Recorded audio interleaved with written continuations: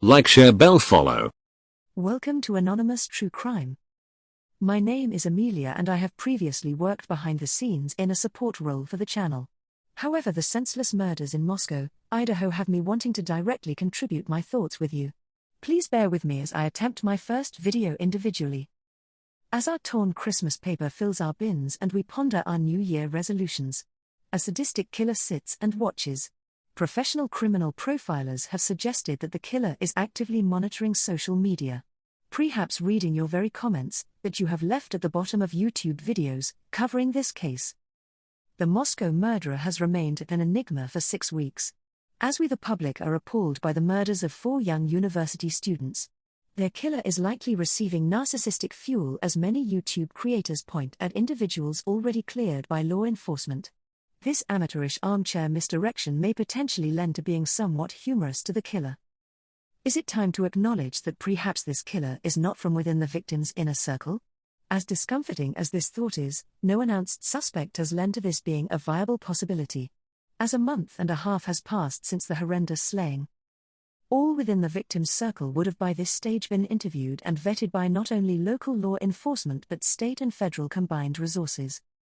Add to this police seeking the public's assistance in locating a white Hyundai Elantra, models years being between 2011 to 2013. This also lends to the likelihood that police don't have a suspect, or one undisclosed to the public. Law enforcement's appeal in regard to the car also diminishes the likelihood that LE are seeking or looking at someone from within the circle. This being despite numerous creators uploading photos of every white car in front of a victim's friend's home. Surely, logically thinking, the FBI would have also noted and excluded such obvious data. If the killer is not from within the victim's circle, then we look out. Workplaces, bars, clubs, online stalkers, or simply a cold-blooded potential serial killer in the making. Both Maddie and Jana worked at the same restaurant and both had individuals asleep beside them the night of the killings. One could speculate that the girl's employment or a potential patron could have become fixated. This individual was brazen enough to enter a large property with multiple people within. Had he entered before? Often killers will stake out and explore their victim's home prior to murdering. Jana had asked her father to repair door locks only a little over a week prior to her murder. Had the killer attempted access prior?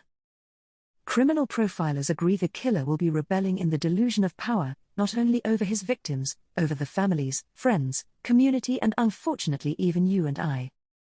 As time moves forward and ghost drivers are still being sought, the hope for a quick arrest is diminishing. This dangerous killer is free, the true nature of this beast still unknown.